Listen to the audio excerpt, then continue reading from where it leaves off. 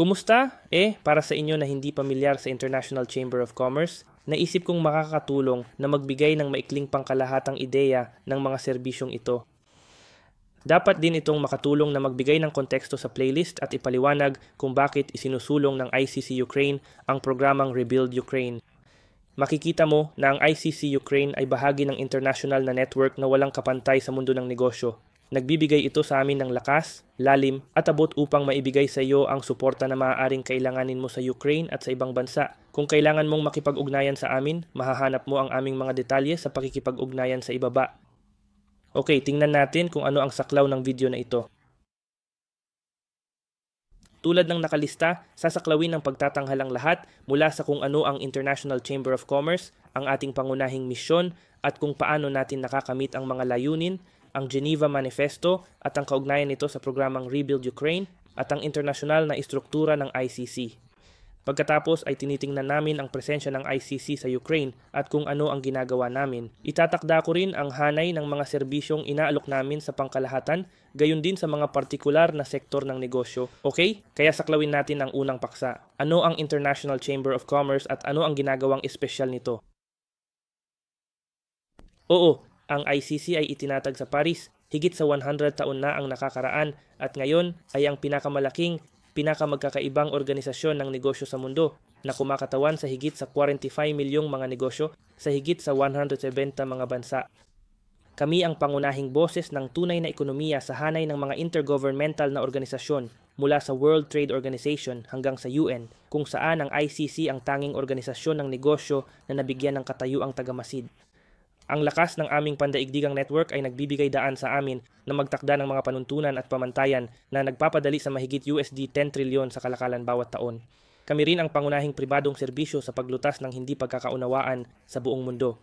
Ginagawa tayong espesyal ng lahat ng ito sa kahulugan na mayroon tayong legacy, kadalubhasaan, kaalaman at pandaigdigang network para magawa ang mga bagay.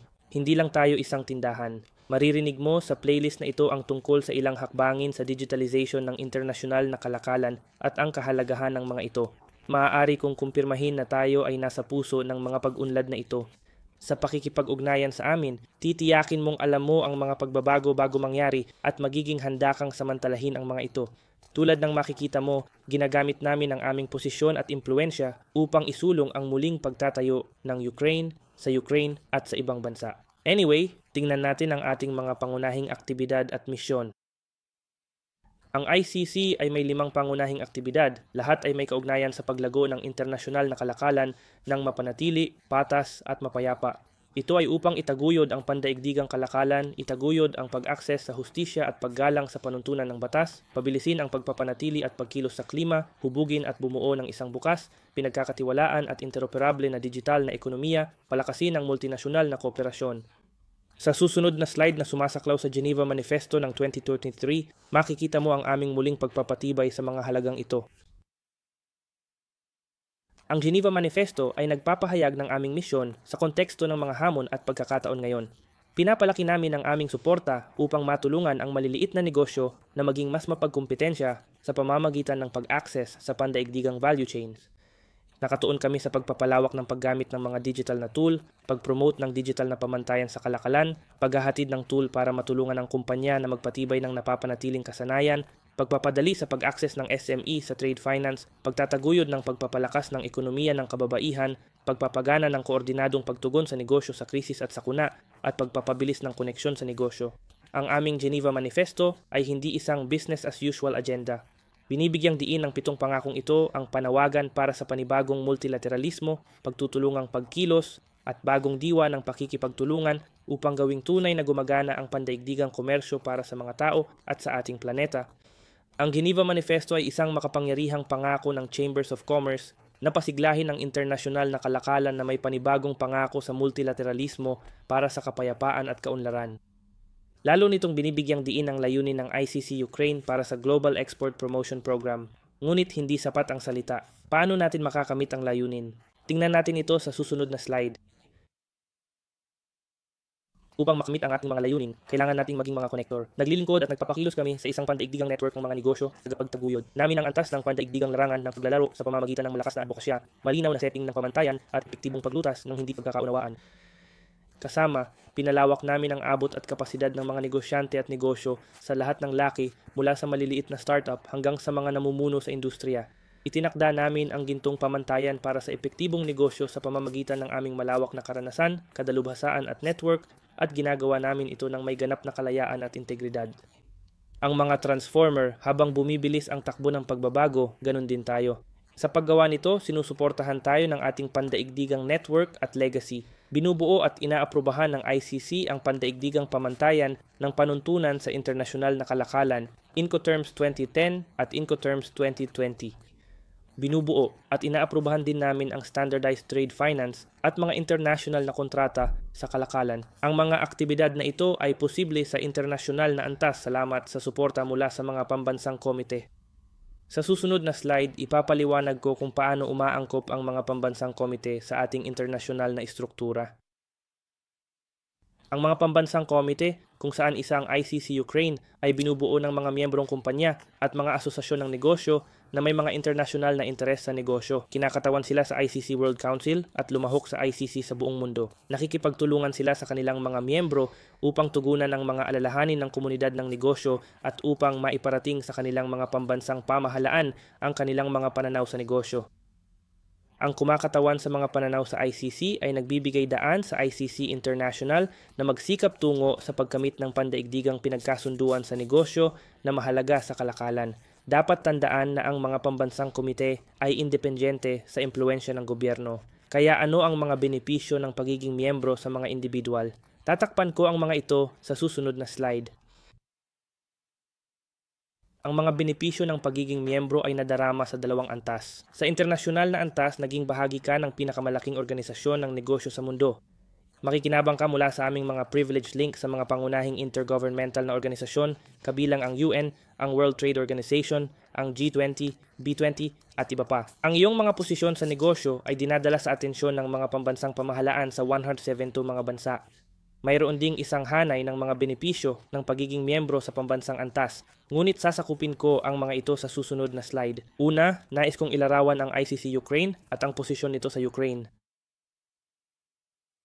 Ang ICC Ukraine ay itinatag noong 1998 bilang isang non-profit, non-government organization. Lobby at pinoprotektahan namin ang mga interes ng mga miyembrong kumpanya sa parehong pambansa at internasyonal na antas. Mayroon kaming mga kinatawan sa lahat ng hindi sinasakop na rehiyon ng Ukraine. Mayroon kaming permanenteng kinatawan sa ICC International Court of Arbitration sa Paris. Kami ay kinakatawan sa mga komite ng pamahalaan, gayon din sa mga pampublikong lupon ng mga ministeryo. Kaya makikita mo, napakahusay naming inilagay upang suportahan ang komunidad ng negosyo ng Ukraine, tulad ng makikita mo sa susunod na slide. Ito ay mataas na antas na paglalarawan ng kung ano ang ginagawa ng ICC Ukraine. Ginagawa naming trabaho ang negosyo para sa lahat, araw-araw kahit saan. Sa pagsasagawa, nangangahulugan ito ng maraming aktibidad at malawak na hanay ng mga individual na serbisyo. Halimbawa, nag-oorganisa kami ng mga internasyonal na eksibisyon, seminar at kumperensya, naghahanap ng mga bagong merkado at nagpo-promote ng internasyonal na kalakalan. Nagbibigay kami ng tulong sa pagkamit ng mga sertipikasyon ng ISO, nagbibigay ng mga kurso sa pagsasanay na sumasaklaw sa lahat ng aspeto ng internasyonal na kalakalan, pamantayan, pagbabayad, at logistic.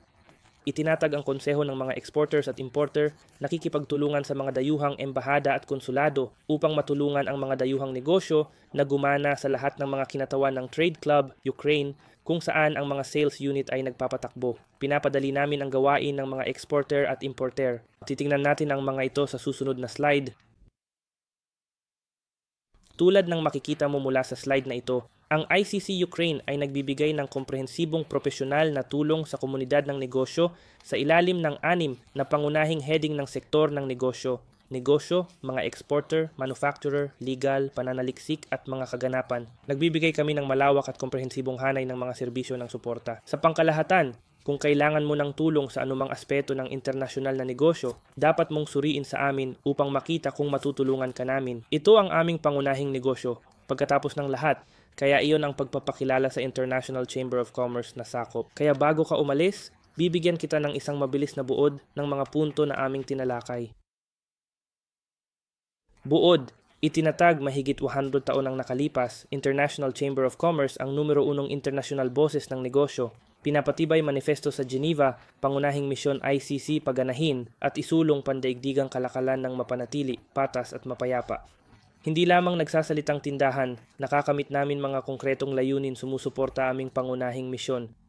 Mga pambansang komite nagbibigay lakas tunay na pandaigdigan, independenteng network ng negosyo. Ang pagiging miyembro ng ICC ay nagbibigay ng malawak na hanay ng mga benepisyo sa mga organisasyong kasangkot sa internasyonal na negosyo. Ang ICC Ukraine ay kinakatawan na ngayon sa buong Ukraine at sa lahat ng mga sentro ng impluensya ng negosyo at nagbibigay ng malawak na serbisyo ng suporta sa komunidad ng negosyo ng Ukrainian. Ang suportang ito ay may kaugnayan hindi lamang sa internasyonal na kalakalan tulad ng makikita mo mula sa aming Global Export Promotion Program, kundi pati na rin sa programang muling pagtatayo gaya ng pinatutunayan ng aming Rebuild Ukraine program. Inaasahan namin ang pagtanggap sa iyo bilang isang miyembro. Well, salamat sa panonood ng video, ICC Ukraine, a Service Overview. Umaasa ako na mayroon ka na ngayong malinaw na ideya ng lakas ng internasyonal na network ng ICC at ang suporta na maibibigay namin sa ICC Ukraine. Tandaan, narito ang ICC Ukraine upang tumulong. Mangyaring bisitahin ang aming website upang matuto ng higit pa at ipaalam sa amin kung paano kami makakatulong. Ang mga detalye ng contact ay ipinapakita sa slide at sa paglalarawan sa ibaba. Kung nakita mong kapakipakinabang ang impormasyong ito, makakatulong ito kung maaari mong i-click ang like button at mag-subscribe sa aming channel. Pakibahagi ang video at playlist na ito sa iyong mga contact sa negosyo. Talagang pahalagahan namin iyon. Ang pangalan ko ay Oleksiy Kozhanov at inaasahan kong makarinig mula sa iyo. Sama-sama, makakabuo tayo ng magandang kinabukasan. Salamat ulit.